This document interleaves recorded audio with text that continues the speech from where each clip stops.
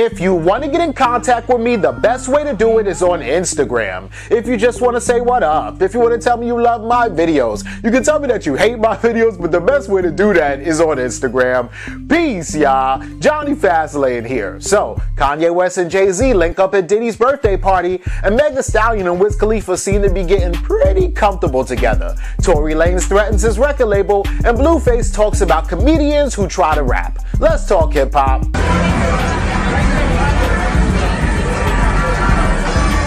Alright, yo, so Diddy had a birthday party, right? So he turned 50 years old, but what y'all need to know is that Diddy turned 50 years old like on November 4th or something like that. But he just had his birthday party now, right? And the reason why he just had his birthday party now was because you had to make sure you could schedule everybody to come through, because Mary J. Blige performed, Usher performed, Little Kim performed. Like, they were on stage performing at Diddy's birthday party, right? In the audience, you see Jay-Z and Beyonce. Tyler Perry was there, Post Malone, Chadwick Boseman, you know, T'Challa from Wakanda. It was just mad people, right? But the real people that I even care about that are there was Jay-Z and Kanye West, right? Yeah, Tyga was there. Yeah, you know, Machine Gun Kelly was there, right? Yeah, you know, Kim K was there. But Jay-Z and Kanye West were both there, right? And this is important because it's been years since we've really seen Jay-Z and Kanye West like in the same room together, right? They were brothers, right? They came up together. Well, not really. Jay-Z had been a celebrity and been a rapper, but he's one of the reasons why Kanye West is who he is, right? Kanye West got his first break, you know, producing The Takeover for Jay-Z. He's produced mad things for Jay-Z, right? And was signed to Rockefeller Records, right? And then they had a falling out because, you know, Kanye West went crazy on stage and he was like, Jay-Z, I know you got killers. Don't send them at me, bro. Just call me, right? Kanye West was also upset because Jay-Z didn't go to his wedding and a whole bunch of stuff, right? But it seems like Kanye and Jay-Z may be on good terms, and I would just like to be a fly on that wall to just hear what the conversation was that Jay-Z and Kanye West had together, right? And then, of course, in recent times in the media and stuff like that, both Jay-Z and Kanye West have both received backlash from the black community, right? Kanye West because of his support of Donald Trump, and Jay-Z because he said, no, I would never work with the NFL, and then turns around and does a huge deal and works with the NFL, right? So both of them kind of seem like hypocrites, and both of them kind of seem like they turn their back on like the culture, but people definitely give Jay-Z more of a pass than Kanye West crazy ass, right? But anyway, this is cool that they're back together. And does this mean that a new Jay-Z and Kanye West album is coming? Because that would be crazy, right? But then again, I don't think that Kanye West is making any secular music. But let me know what y'all think about this in the comments.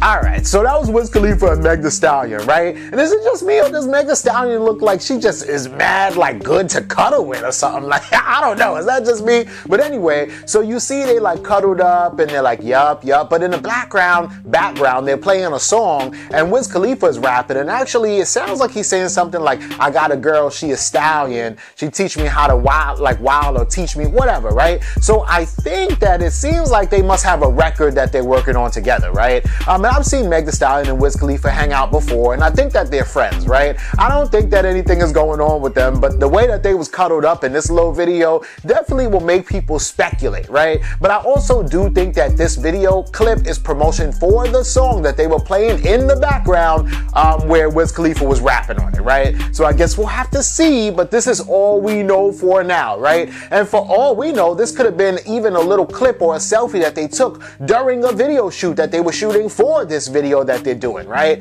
But Stallion is out here setting shit on fire, boy. Like, her and the baby are the two hottest artists, the two hottest rappers of 2019, period, point blank, right? You don't at me, bro. Let me know what y'all think about this in the comments.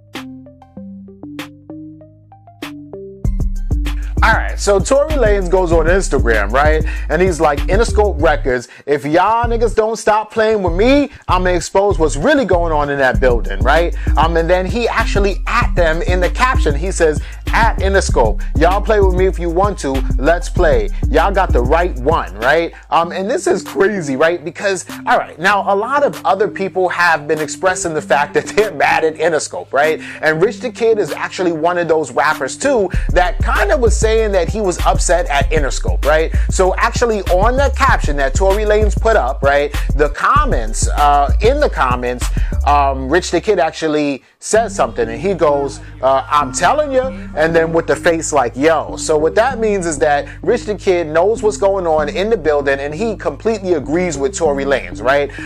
Somebody else, and this is just like a regular fan, commented on that too, and was like, chill bro, I ain't trying to see you get killed, right? And then Tory Lanez said, see, that's the difference. I don't care. My integrity, respect, and the path of light that I can show to this generation after me is so much more important than this life that niggas are scared to lose, right? So whatever is going on really got Tory Lanez in his feelings to the fact that he responded to somebody who said, I ain't trying to see you get killed because, you know, this conspiracy theories about the record labels, you know, killing an artist because they don't want to cooperate or play nice or do what they want. Oh, we'll just kill them and the artist will make more money dead anyway, which dead rappers always, one, get better promotion, like Jada Kiss said, and then two, you know, dead rappers always make more money, right? Look at Juice WRLD, look at Nipsey Hussle. I mean, it just is what it is. So if a record label wanted to kill a rapper, they would probably get away with it, and they have a lot of resources, they have millions of dollars, they could cover it up, and they'll also make a lot of money for that rapper, right? I'm not saying that's what's going on with anything, but what I'm saying is I get what that person was saying, and Tory Lanez does too, and basically said that he don't care if the record label gonna try to come at him because he has his integrity and he will die for that shit, right? Which is crazy, but just, you know, calm down a little bit. I like Tory Lanez, right? And then everything was all good a week ago because he came out with Chixtape 5 and everybody loved it and the record label loved it and he went on his press run and everything was all good. So I'm very interested to know what's going on now, and I'm sure as times move on, we'll probably learn a little bit more about the situation that he's upset about, right? But let me know what y'all think about this in the comments. Listen, if you're a comedian, and you try to jump in the rap lane, it's not going to work out the way you think it's going to work out. Just because you got 4 million followers, 5 million followers, then people follow you because you're a comedian. So once you try to rap, they're not going to take you serious. Alright, yo, so I got that from Academics, right? And this is funny, right? Because Shiggy, yo, the way that his face be looking when people talk to him is funny as hell, right? But I think that's his brand of comedy, right? His brand of comedy is like, yo, you trying to hurt me a little bit? Like, that's what I think it is, right? I don't think that Shiggy is no punk or nothing like that, but he just always look like confused about like what people are saying to him. Like, what? Like, he can't understand why you would even come at him like that, right?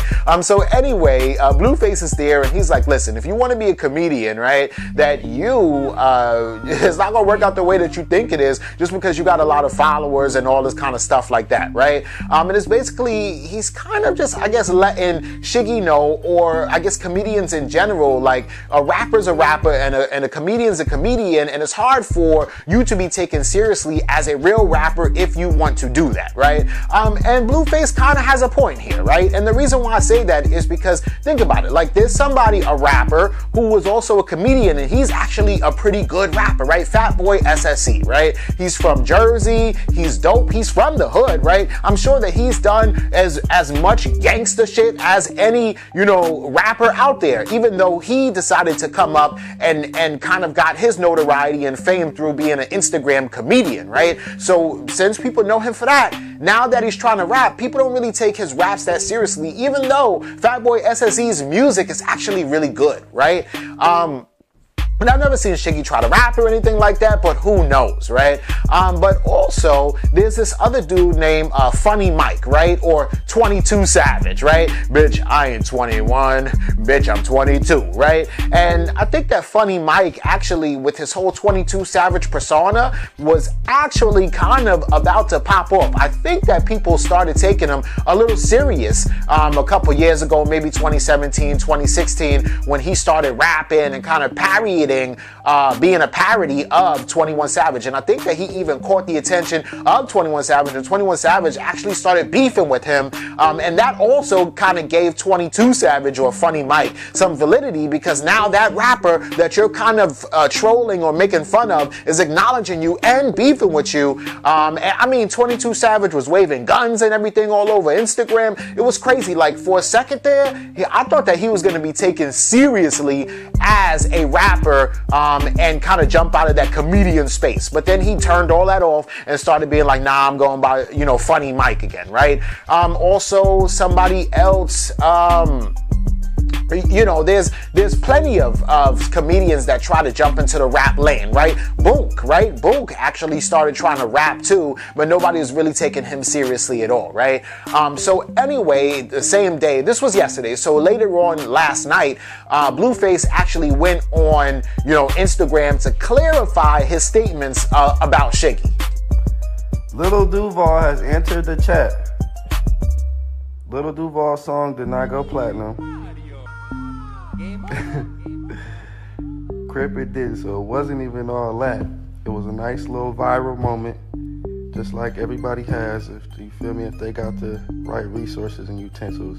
I actually fuck with the song. The song was funny as hell. It was pure comedy. Smile, bitch. Smile, bitch. Living my best life. You feel me? That's why I went up. He didn't make no hardcore song, no trap song, dick and pussy, fucking your hoe. Crip. That's what I was telling Shiggy. I'm telling Shiggy you gotta make a comedic song. Fuck. All right, so Blueface kind of expands on what he was saying by using Lil Duval as an example, right?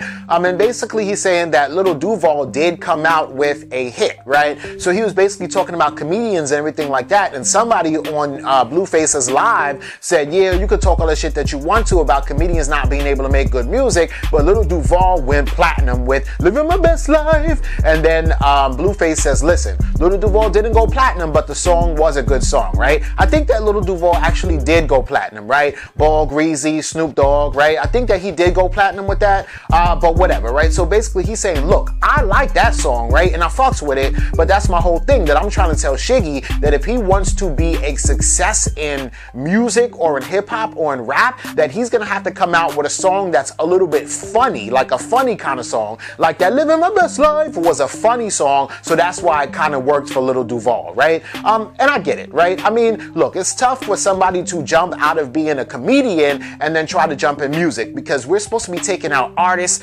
seriously, right? When you think about Young Dolph, you take him seriously, right? When you think about YBN Cordae, you take him seriously, right? None of these niggas are jokes, right? Gucci Mane ain't no joke, right? But the whole thing about having a comedian is to laugh at that comedian, right? But it's crazy because every comedian wants to be a rapper, right? Even DC Young Fly wants to be a rapper, right? The only successful comedian who kind of successfully crossed over to music, I think, was probably like Jamie Foxx, right? And that was back in the day where he had the support of Twister and Kanye West, when he was like, I need some Marvin Gaye, some Luther Vandross, a little Anita, you know, like that song was fire. Like right around that time, Jamie Foxx was killing it, right? Blame it on the goose, got you feeling loose, blame it on the throne. Like Jamie Foxx had a good little run, right? And that's like pretty much the only comedian that I was like, yo, put on that new Jamie Foxx, right? I can't see nobody saying, yo, put on that new DC Young Fly. But let me know what y'all think about this and everything else in the comments down below. Don't forget to like, comment, share, subscribe. Make sure you hit that notification bell and follow me at Jonny Fastlane on Instagram. And y'all already know what to do. Peace.